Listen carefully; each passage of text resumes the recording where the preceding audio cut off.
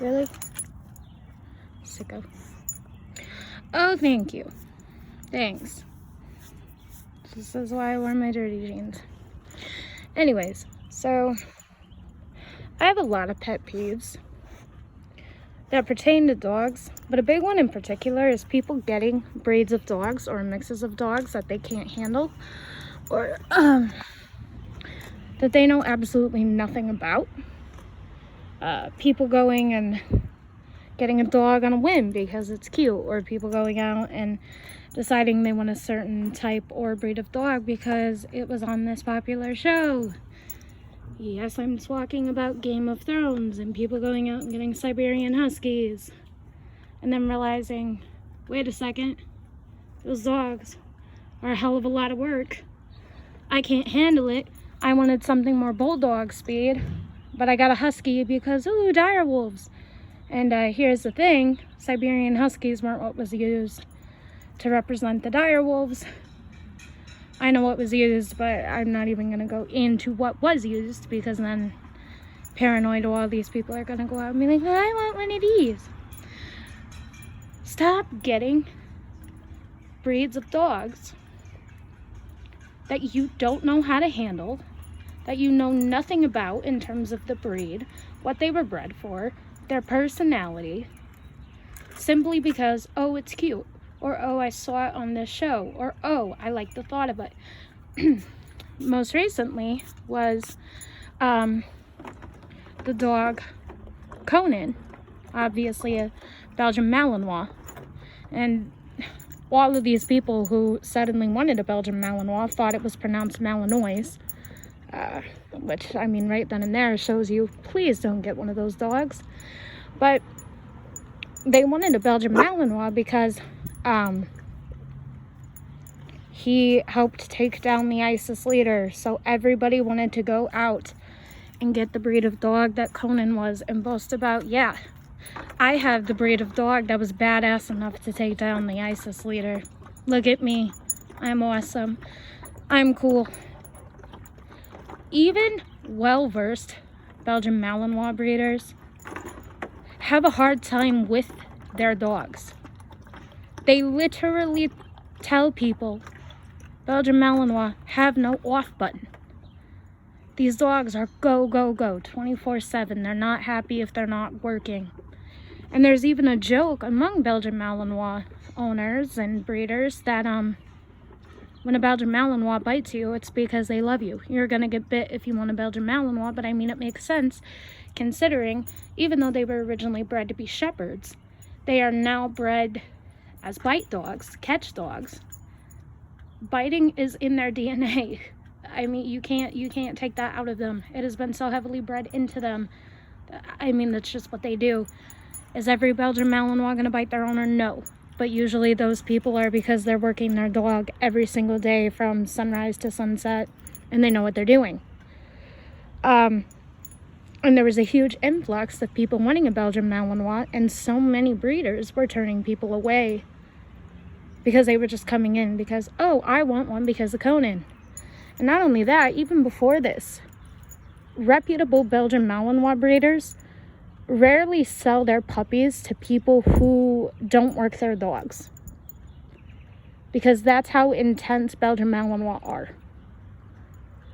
Which people can get all huffy and all upset about that, but that's a good breeder. To me, personally, I don't think Belgian Malinois should be a breed of dog that should be made public.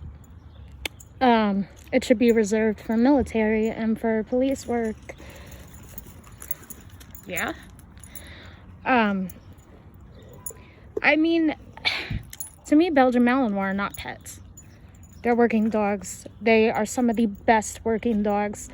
But if you're a person who is dedicated to working them, and knows what you're going to do, then yeah, maybe. But just because you saw Conan, I want that breed of dog. No, screw you. Seriously, screw you.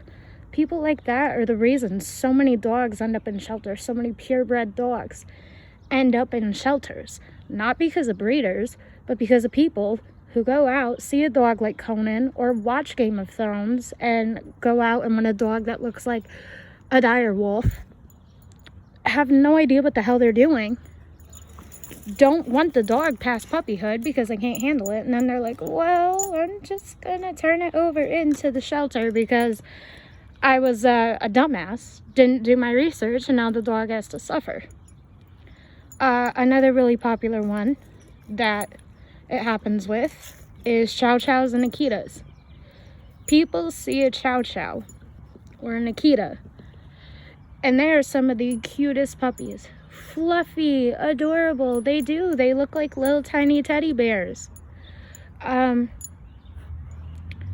people expect this cute little tiny adorable fluff ball to grow up, and so many people want these dogs to act like Labrador retrievers, golden retrievers. That's not what those dogs are supposed to be. That's what they were never supposed to be. That's not their breed temperament. If they did act like that, they would technically have a weak temperament per their breed standard for temperament. Chow Chows and Akitas are infamously cat-like. Chow Chows and Akitas are infamously dog selective, and I'll even say dog aggressive. They prefer to be the only dog, particularly Akitas. And I would say Chow Chows are a lot better about living with other dogs so long as the person knows what they're doing and understands the Chow Chow breed. But with Akitas, usually it's all fine and dandy until the Akita hits sexual maturity. And then the Akita is, screw you, I don't want to live with another dog. And then aggression issues happen, and people don't want that. A lot of people want multiple dog households until they turn their Akita over. And what I find even more asinine is the fact that so many of these people do that. And then they'll go out and try again with another Akita or Chow Chow puppy from a different breeder. What the hell is wrong with you? Dogs have a breed personality, a breed temperament for a reason. You can't expect to get in Akita, a Chow Chow, and expect them to act like labs and expect them to be super loving and welcoming to everybody that walks into your house and want to be super social with every with every dog it comes across. It's unrealistic, and it's cruel to do to the dog. You just don't respect the dog if you're gonna do that to a breed. It would be like me getting Via and getting upset with her for being wary of, I don't know what she's trying to get, but I mean, it'll grind down her nails. I think she's trying to get dirt or something, whatever. But it would be like me getting Via, a Neapolitan Mastiff, which is a guard dog, and then being annoyed and angry that she is wary of strangers and that she's stubborn. Two breed traits. See? 2 breed traits. Now granted, obviously it's up to me to, teach her when it's okay to be on guard and, how to be accepting of strangers if I accept them. But I cannot expect her to happily go up to people, wagging her tail, wanting to be loved, like a lab would. It's not in her breed description. I also can't expect her to be super trainable like a lab. Neapolitans are extremely stubborn. They're smart. People think they're dumb. They're not. They are very smart. They're so smart, as a matter of fact, that like Chow Chows and Akitas, when you're training them, they want to know what's in it for them before they'll do it. These are a type of dog that want to work with you versus for you, whereas a lab really wants to work for you. They want to work with you. And you have to respect that. If you're going to have a dog like this, if you're going to have any breed, purebred dog, you have to respect their temperament. You have to respect what they were bred for. You can't just get a dog based off of looks or based off of fat, because then the dog suffers. And you have fun with that. And then, I mean, you know, when people get a breed of dog, like for example, a Neapolitan, you are therefore, even if you're just a pet owner of that specific breed, you are then a breed advocate. And if you get a breed of dog that you don't know what in the hell you're doing with, you're gonna set that dog up for failure. I'm sorry, people don't like to hear it, but it's true. I am a type of person who loves any and all breeds of dogs, for the most part. but I've always been partial to the guard dogs. That being said, one of my favorite looks in terms of dogs is an Akita. They're gorgeous, particularly the American Akitas. They're gorgeous. They're beautiful. I love them. I love how loyal they are. I love just the regality behind them. But I respect the breed enough to not get one because they would not fit into my lifestyle. They're far too cat-like for me. If I wanted a cat, I would have a cat. And like I said, I have two.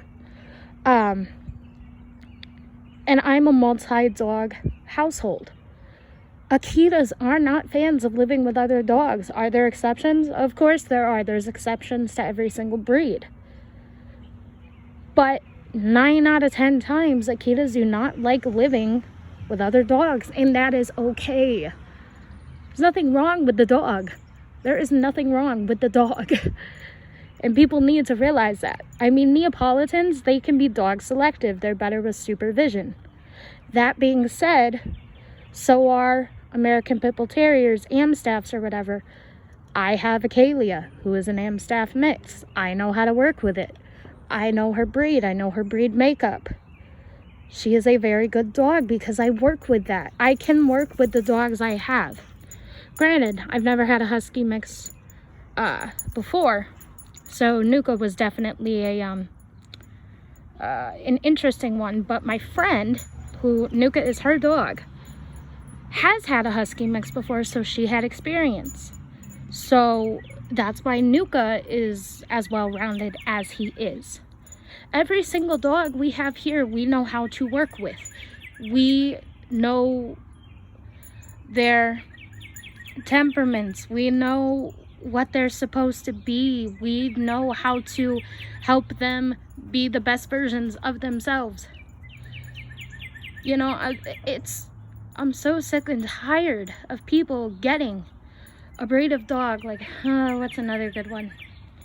What's another good one? Okay, let's go herding.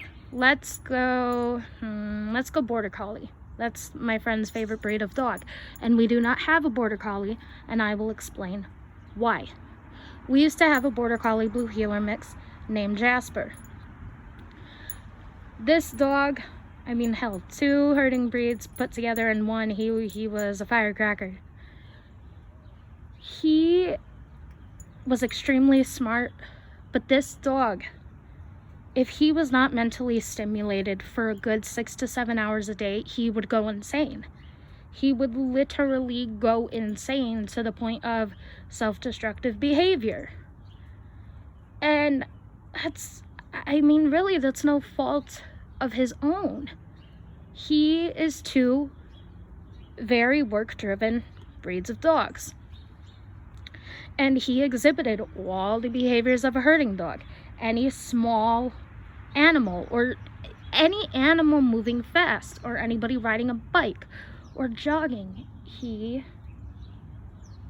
wanted to go after. He wanted to herd them. He didn't go after them aggressively. He just wanted to herd them. And we had to work with that. What we did is we started playing frisbee with him and putting him in the water because it gave him something to chase, gave him an outlet. And a lot of people get herding dogs, you know, because, oh, they like them, or, oh, they're really, and then they're like, what? Why is my Border Collie chasing after my kids? Why is he herding them into a corner? Why is he nipping at their heels? Why is he being aggressive? Why is he going after our cats? Because he's a Border Collie. And if you're not giving him a proper outlet and letting him know what to herd and what not to herd, he's just gonna go after any fast moving thing that he can instinctually. Not his fault. He's doing what he was bred to do. It is up to you to be the one to help him distinguish what is okay and what is not okay.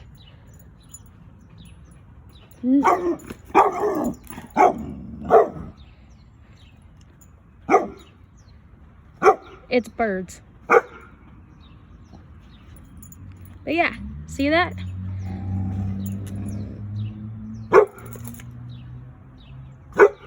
But yeah, it's birds. You're fine. But yeah, look at that. Natural protective instincts. She was over there, completely happy. Thought she heard a threat. Charged at it, tail up, ready to take it on. And then she comes by me. She's ready to protect me. Instinct. I mean, there's a perfect example right there. And a lot of people don't like that. You know, they like to look at this dog, and then people have mislabeled this dog as a gentle giant. And I am telling you, you mess with a well-bred Neapolitan Mastiff with natural instincts, they will mess you up. That's just the way it is. And there you go. She's now 5 months old. She is, my guess is close to 80 pounds. She would have taken a bite out of you, you know, and a lot of people aren't okay with that. You have to be okay with that with this breed of dog, but you also have to know how to deal with it. You know, so just stop getting breeds of dogs based off of looks. Stop getting breeds of dogs based off of fads. One of the first fads, one of the most well-known fads was 101 Dalmatians. I mean, now, good breeders of the Dalmatian, I love Dalmatians. Why don't I have one? Far too much work, far too hyper, and I don't really want to have to do a deal with the HUA, which is high urolic acid, meaning they get bladder stones really easily, and if that's not taken care of, it'll, you know, block them and they can die. Not to mention they have issues with deafness, and also they have a few mental issues, but those mental issues stems from the fact that so many people come 101 Dalmatians were just buying one,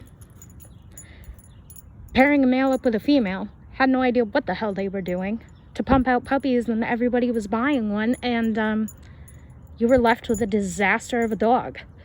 And now we're still seeing, you know, the ramifications to this day. And breeders are having to outcross with approved pointers to try to expand the gene pool to bring back health into the breed. They're trying to breed LUAs, which is low uric acids, meaning they're not going to get stones and, you know, whatnot. They're trying to help improve the deafness, the mental issues, the OCD issues. And that's because of stupid people who got Dalmatians based on a fad, started pumping them out at the speed of light, and destroyed a dog. People destroy breeds. People put dogs in shelters. Dogs aren't the problem. People are the problem. That's a whole other different topic. But if you're a person who's bought a dog because you like the way it looked, and you got lucky, and you were able to handle the dog and this and that, I'm honestly genuinely happy for you, because most of the time that's not what happens. Either they get a dog, they don't know how to handle it, it wasn't what they expected, or they get a puppy like this and it grows up to be 160 to 180 pounds and they're like, that's way too big for me. And then they're either rehoming it on Facebook, selling it on Craigslist, or turning it into a shelter. That's just the reality of it. People are the issue. Because I'm going to say it for the 1,000th time, and I don't care if it annoys people. because people get dogs based off of looks and based off of fads. They don't do their research. They don't understand the breed. They don't understand the temperament. And a lot of times they also don't understand the health issues, the care and requirement that goes into them. For example, giant breeds. A lot of people will get a giant breed like Great Pyrenees, St. Bernard, Great Dane, Neapolitan Mastiff, and think they can just go out and feed it whatever they want all willy-nilly. Oh my god, that's so stupid. But anyways, when the reality is, yeah, you do that, that dog's going to grow way too fast. They already have joint issues if you're not careful. They're going to grow way too fast, going to cause brittle bones. Their joints aren't going to be able to handle it. Yeah? And it's not going to be good. Also, if you, these dogs, and a lot of other dogs, if you feed them foods, a diet, a primary diet with citric acid in it, citric acid has been linked to bloat, or a cause of bloat, in giant and large breed dogs. So there's that. Most people don't know that because they don't take the time to research dietary, issues and whatnot for the breed.